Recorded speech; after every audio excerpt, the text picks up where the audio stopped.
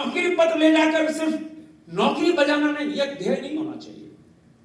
हमका ध्येय होना चाहिए हमारा राष्ट्र को बढ़ाना, मां भारती की सेवा करना। अरे आप तो शहर में बैठोगे, आप एसी के चैम्बर में बैठोगे। रांची के सीसीएल दरभंगा हाउस सीसीएल में प्रधानमंत्री रोजगार मेला का आयोजन किया गया। इस मौके पर केंद्र सरकार के विभिन्न विभागों के अंतर्गत चयनित 260 अभ्यर्थियों के बीच नियुक्ति पत्र का वितरण किया गया। कार्यक्रम में प्रधानमंत्री नरेंद्र मोदी ने वर्चुअल माध्यम से अभ्यर्थियों को संबोधित किया, जबकि केंद्रीय रक्षा राज्य मंत्री और रांची के सांसद संजय सेठ कार्यक्रम में बतौर मुख्य अतिथि शामिल हुए। रोजगार मेले में नियुक्ति पत्र पाने वाले अभ्यर्थियों को संबोधित करते हुए केंद्रीय रक्षा राज्य मंत्री संजय सेठ ने नियुक्ति पत्र वितरण कार्यक्रम को वर्ष 2047 तक देश को विकसित राष्ट्र बनाने की दिशा में उठाया गया कदम बताया। उन्होंने कहा कि नौकरी पाने वाले अभ्यर्थियों का लक्ष्य सिर्फ नौकरी करना नहीं बल्कि राष्ट्र प्रथम की भावना होनी चाहिए। उन्होंने कहा कि वे नौकरी के दौरान बेहतर कार्य संस्कृति अपनाएं, कार्यालय में स्वच्छता पर विशेष ध्यान दें। केंद्रीय रक्षा राज्य मंत्री ने कहा कि नियुक्ति पत्र लेने वालों को देशवासियों को अपना परिवार मानते हुए उन्हें अपनी सेवा देनी चाहिए। नौकरी पत्र ले जाकर सिर्फ नौकरी बजाना नहीं, यह ध्येय नहीं होना चाहिए। हमका ध्येय होना चाहिए हमारा राष्ट्र को बढ़ाना, मां भारती की सेवा करना। अरे आप तो शहर में बैठोगे, आप एसी के चैम्बर में बैठोगे, लेकिन जो जवान सियाचिन में -40 डिग्री में बैठा है उसकी सोचो। जो परिवार से दूर बैठा है, न होली है, न दिवाली है, न दशहरा है, लेकिन राष्ट्र की सेवा में बर्फ के बीच में डब्बा बंद भोजन कर रहा है, न पानी है, कुछ नहीं है। जब 50 डिग्री टेम्परेचर में वो जवान बैठा है, मां भारती की सेवा कर रहा है, आप तो चैम्बर में बैठने जा रहे हो, एसी में बैठने जा रहे हो। मैं आपको कोई हतोत्साहित नहीं कर रहा, आपको आपका कर्तव्य याद दिला रहा। कैसा होगा कर्तव्य?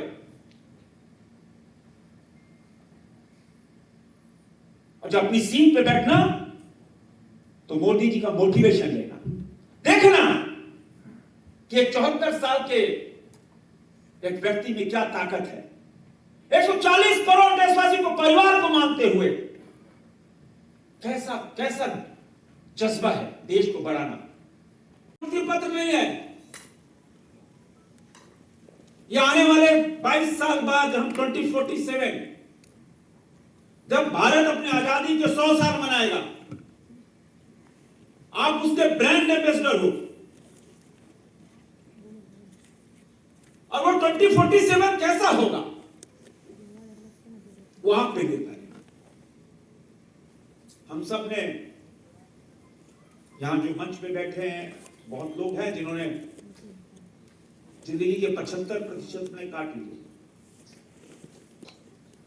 किंतु मेरा काटना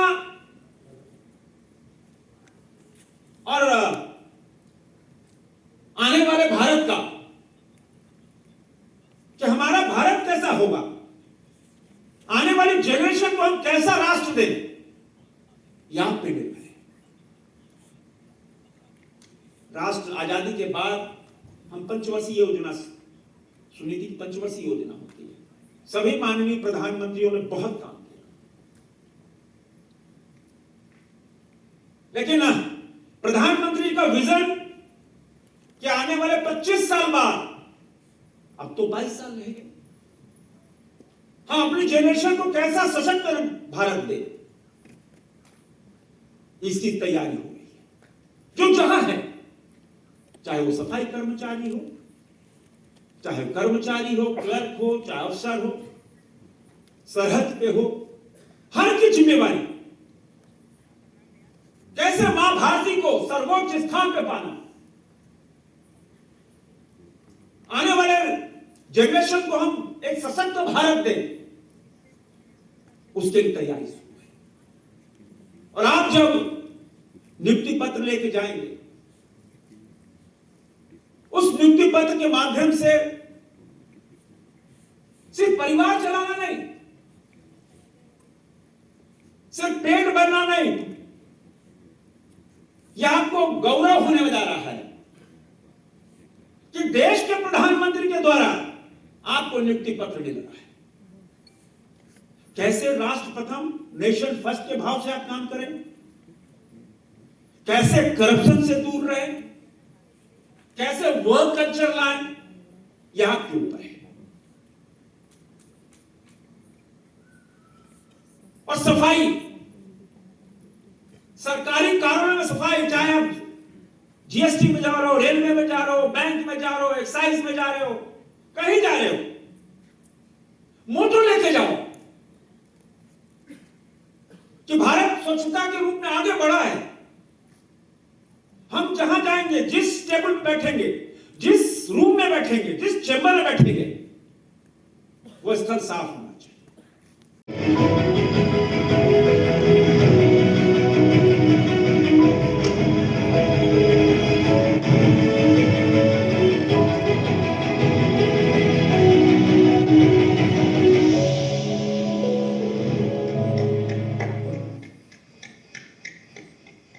मैं आदरणीय प्रधानमंत्री जी से आग्रह करती हूँ कि रोजगार मेले के इस अवसर पर अपने आशीर्वाद वचनों से हम सबको अनुग्रहित करें।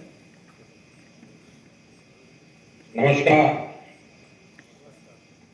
आज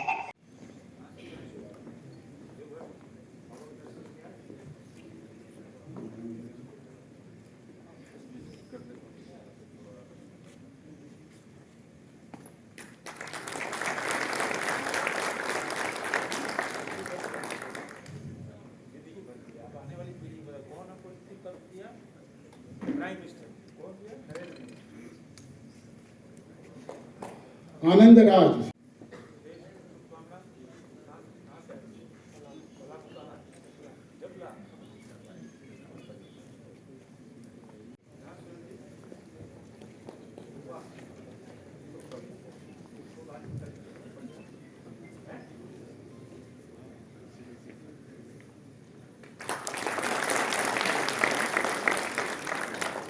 निशा सिंह,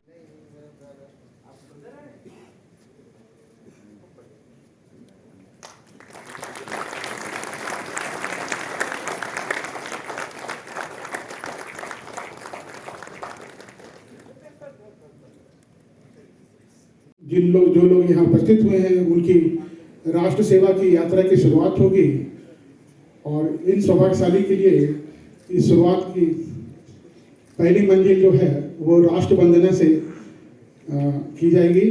सबसे पहले हम लोग